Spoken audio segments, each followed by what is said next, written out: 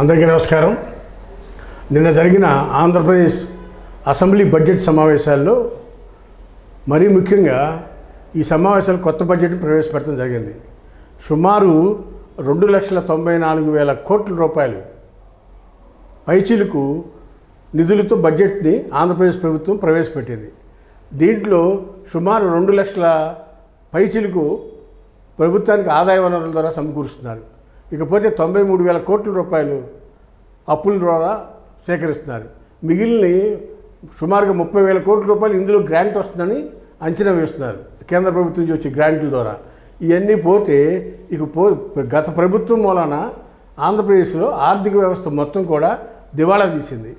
నిత్యం ప్రతిరోజు కూడా ప్రతి సోమవారం మంగళవారం ఆర్బీఐ దగ్గర అప్పుల కోసం మన ఆర్థిక మంత్రి ఫైనాన్స్ సెక్రటరీ రోజు బాంబేలో ఆర్బీఐ కాడ నుంచోటనే పరిస్థితి గతంలో జరిగింది.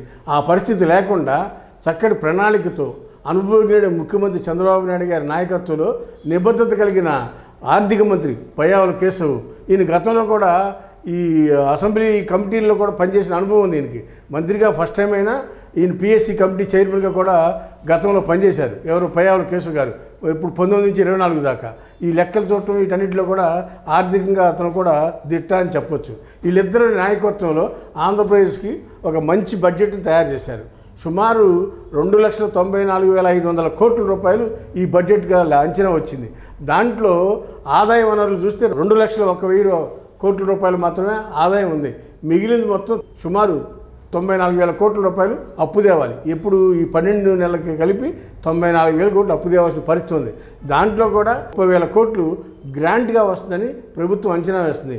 మంచి ప్రభుత్వం ఉండటం వలన మంచి బడ్జెట్ ఇచ్చారు. ఇందులో ప్రభుత్వం ఇచ్చిన హామీలు ఏదైతే ఉందో గతంలో తెలుగుదేశం పార్టీ ఎన్డీఏ కూటమి సూపర్ 6 ఇచ్చారు. ఈ హామీలన్నిటికి కూడా బడ్జెట్ ఎలిగేషన్ జరిగి మరీ ముఖ్యంగా రైతాంగం అందరూ కూడా రైతు భరోసా ఎప్పుడు ఇస్తారని ఎదురు చూస్తూ ఉన్నారు. 20,000 రూపాయలు రైతుకి 20,000 రూపాయలు ఇస్తామని చెప్పి కూటమి ప్రభుత్వం జరిగింది. అది మరి జనవరి వస్తూ ఉంది, డిసెంబర్ వస్తూ ఉంది, మళ్ళీ ఎప్పుడు ఇస్తారని రైతాంగం అంతా ఎదురు చూస్తున్నారు.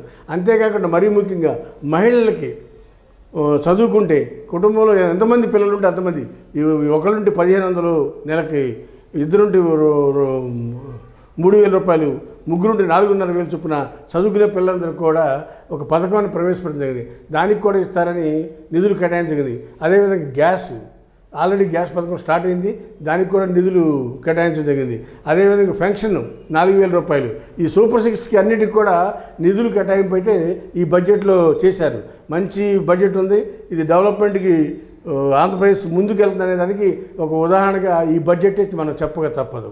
హాయ్ ఫ్రెండ్స్, మా ఫ్యూచర్ టుడే ఛానల్ చూస్తున్నందుకు చాలా థ్యాంక్స్. మరిన్ని లేటెస్ట్ వీడియోస్ కోసం వెంటనే సబ్స్క్రైబ్ చేయండి. అలాగే ఈ బెల్ని కూడా రింగ్ చేసేయండి. మా లేటెస్ట్ వీడియోస్ నోటిఫికేషన్స్ అన్నీ మీ మొబైల్లో వస్తాయి. మా వీడియోస్ మీకు నచ్చితే లైక్ చేయండి, షేర్ చేయండి, నచ్చకపోతే కామెంట్ చేయండి.